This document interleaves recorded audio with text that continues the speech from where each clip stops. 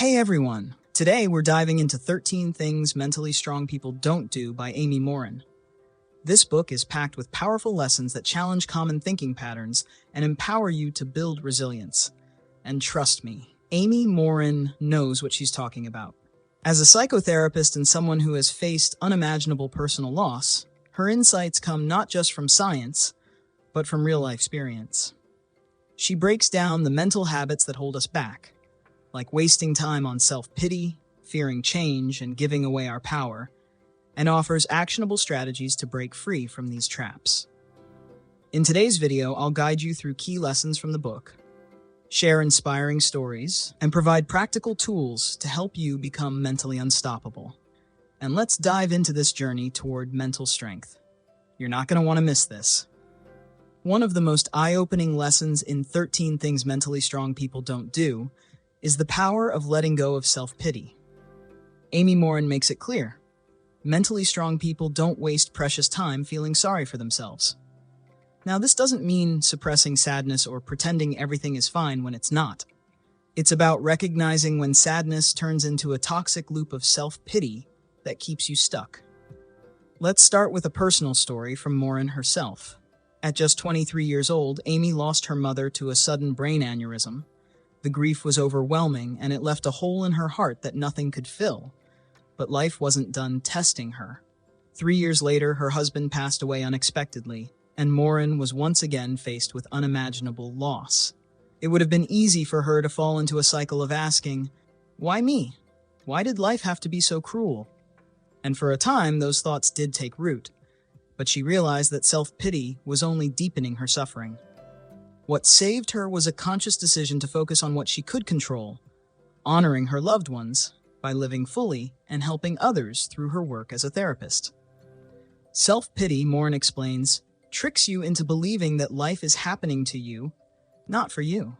It convinces you that you're powerless and that the world owes you something. But here's the truth. Life doesn't owe you anything. However, you owe yourself the chance to rise above your pain. Imagine you've been passed over for a promotion at work. You can either spend months bitterly replaying the scenario in your head, or you can use that energy to improve your skills, build connections, and find a better opportunity. One keeps you stuck, the other moves you forward. The key isn't to deny your emotions, but to acknowledge them and then take actionable steps to heal and grow. It's about asking, what can I do now to make things better, instead of, why is this happening to me? Don't give away your power. What does that mean? It's about taking ownership of your emotions and not allowing other people to control how you feel or behave. Let me share a relatable example. Picture this. You're at a family gathering, and your critical aunt makes a snide comment about your career choices. Her words linger in your mind long after the event ends. You start second-guessing your decisions and feel resentful. What just happened? You handed her the keys to your peace of mind. Morin explains that giving away your power looks different for everyone. Maybe it's staying in a job you hate because you're afraid of disappointing your parents. Maybe it's changing your appearance to gain validation from others. Or maybe it's holding on to resentment because someone wronged you, and you believe that bitterness is somehow punishing them. But here's the truth. When you let others dictate your emotions, you become their prisoner. Taking back your power doesn't mean controlling other people. It means controlling how you respond to them. Morin shares the story of a woman named Lauren, who struggled with a mother-in-law who constantly undermined her parenting decisions. Lauren spent years bottling up her frustration, trying to avoid conflict, but Morin encouraged her to set clear boundaries. Lauren finally had an honest conversation with her mother-in-law, explaining that if she couldn't respect the household rules, her visits would be limited. The result? Lauren reclaimed her peace and built a healthier relationship with her family. Morin reminds us that reclaiming your power starts with one simple question. Am I living for myself, or am I living for others? If the answer is the latter, it's time to make a change. Change is one of life's biggest challenges, and one of its greatest opportunities. Morin explains that mentally strong people don't shy away from change. They understand that growth only happens when you're willing to step out of your comfort zone and embrace the unknown. Let me paint a picture. Amy Morin, after the devastating loss of her husband, faced a choice: stay in the home they had shared, surrounded by painful memories, or make a fresh start. It was an incredibly difficult decision, but she chose to sell the house and move closer to her family. That change wasn't just about geography, it was about reclaiming her life and finding a path forward. On a more relatable level, think about switching jobs, ending a toxic friendship, or even adopting a healthier lifestyle. At first, it feels like stepping off a cliff. The safety and predictability of the old ways pull at you, even if they aren't serving you anymore. But staying stagnant comes with its own cost: missed opportunities and unfulfilled potential. Morin shares the story of a woman named Heather, who was stuck in a job she hated but was too afraid to leave. With Morin's guidance, Heather mapped out a plan. She updated her resume, took online courses to boost her skills, and began networking with industry professionals. The result? Heather landed her dream job and rediscovered her passion for work. The lesson is clear: change is inevitable, but how you face it determines your growth. Instead of seeing change as a threat, view it as a chance to reinvent yourself. If you're standing at the edge of a decision, ask yourself, what's the best that could happen? And even if I stumble, how will I grow from the experience? Life is filled with uncertainty, and no matter how much you plan, some things are simply beyond your control. Amy Morin makes a compelling point. Mentally strong people don't waste energy trying to control the uncontrollable. Instead, they focus on what they can influence and learn to let go of the rest. Imagine you're planning an outdoor event, and the weather forecast suddenly predicts rain. You can either spend hours stressing and complaining about something you can't change, or you can shift gears, rent a tent, or move the event indoors. One mindset drains you, the other empowers you. Morin shares the story of Sarah, a woman who was constantly stressed about her husband's unpredictable career choices. She spent countless nights worrying and trying to control his decisions, but nothing changed, except her own peace of mind. Morin helped Sarah realize that by focusing on her own goals and happiness, she could reclaim her energy and stop feeling powerless. One practical tool Morin suggests is the control audit. Write down 2 columns, one for things you can control and another for things you can't.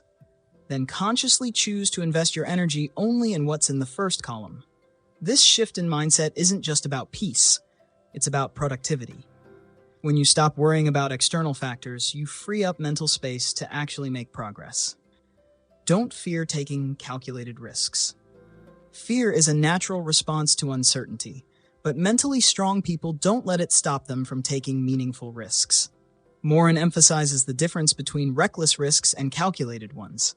While reckless risks are impulsive and uninformed, calculated risks are thoughtful and strategic. Let me tell you about Jack, a software engineer featured in the book. Jack dreamed of launching his own tech startup, but was paralyzed by the fear of leaving his stable job. Morin didn't tell him to throw caution to the wind. She guided him to create a step-by-step plan.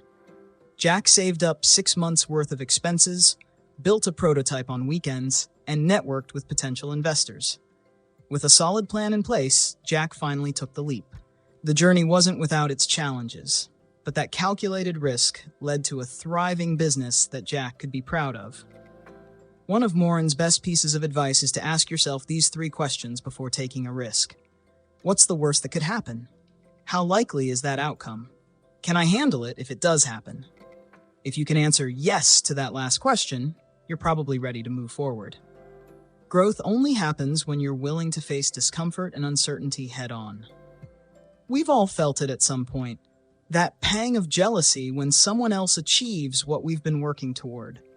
Maybe it's a colleague who gets the promotion you wanted, or a friend who seems to have a perfect relationship while you're navigating heartbreak. Amy Morin explains that mentally strong people don't waste time resenting others' success. Instead, they shift their mindset to see it as inspiration and proof of what's possible. Emma, a marketing professional featured in the book, experienced this firsthand. After pouring her heart and soul into a project, she was devastated when her colleague, Mark, was the one promoted. Her initial reaction was bitterness. She replayed the situation over and over, wondering what she had done wrong. But resentment wasn't getting her anywhere. It was only draining her energy. So Emma decided to do something different. She asked her boss for feedback, observed Mark's work habits, and identified areas where she could grow. The result? 6 months later, Emma earned an even better role, one that aligned perfectly with her career goals. Success isn't a limited resource. Someone else winning doesn't mean there's less success available for you. When you celebrate others' achievements and learn from them, you position yourself for growth and opportunity. So the next time you feel jealousy creeping in, pause and ask yourself, what can I learn from their success? How can I use it to fuel my own journey? Don't give up after the first failure. Failure is often seen as the ultimate defeat, but Amy Morin argues that it's actually one of life's greatest teachers. Mentally strong people don't view failure as a sign to stop. They see it as feedback, a lesson in what didn't work and how to do better next time. Kevin's story is a perfect example. He was a passionate entrepreneur who launched 3 different startups, each of which failed spectacularly. The first ran out of funding, the second had a major product defect, and the third collapsed due to poor marketing strategies. After his third failure, Kevin was tempted to give up entirely. But instead of walking away, he decided to treat each failure as a learning experience. He sought mentorship, analyzed his mistakes, and fine-tuned his approach. By the time he launched his 4th venture, Kevin had a clearer understanding of what it took to succeed, and it paid off. His company flourished, creating job opportunities for dozens of people. The key to overcoming failure is reflection. After every setback, ask yourself, what went wrong? What did I learn? How can I approach it differently next time? Failure isn't the opposite of success. It's a crucial part of it. The only way you truly fail is if you stop trying. Don't fear alone time. In a world that's constantly connected, the idea of being alone can feel unsettling. Many people fill their schedules to the brim or distract themselves with social media to avoid sitting in silence. But Amy Morin argues that mentally strong people embrace alone time as a powerful tool for growth and reflection. She tells the story of Rachel, a woman who was always surrounded by noise. Family, work, and friends filled her days. Whenever she had a moment to herself, she felt anxious and uncomfortable. So she kept busy, never allowing herself to be alone with her thoughts. After a particularly stressful year, Rachel hit a breaking point. At Morin's suggestion, she decided to try spending 15 minutes a day alone, without distractions. It was difficult at first. Her thoughts raced and she felt restless. But over time, those quiet moments became a source of clarity and peace. Rachel discovered new passions, reconnected with her goals, and became more intentional in her daily life. That alone time isn't about loneliness. It's about introspection. It allows you to process emotions, set meaningful goals, and build a stronger sense of self. When you're comfortable being alone, you're less likely to seek validation from external sources or stay in situations that don't serve you. So the next time you have a free moment, resist the urge to fill it with distractions. Sit with your thoughts, breathe, and listen to what your inner voice has to say. As Amy Morin beautifully illustrates throughout 13 Things Mentally Strong People Don't Do, mental strength isn't something you're born with. It's a skill you build through daily choices and intentional actions. Life will always throw challenges your way, but your response is what defines your strength. If there's one thing I hope you take away from this summary, it's that you have the power to change your story. From letting go of what you can't control, to learning from failure and embracing solitude, every small decision builds the foundation for a resilient, fulfilled life. Here's my challenge for you.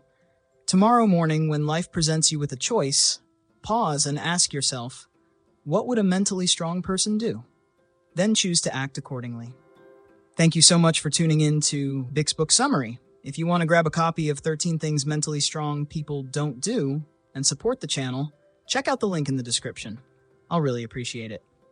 And hey, if this video resonated with you, don't forget to like, comment, and subscribe.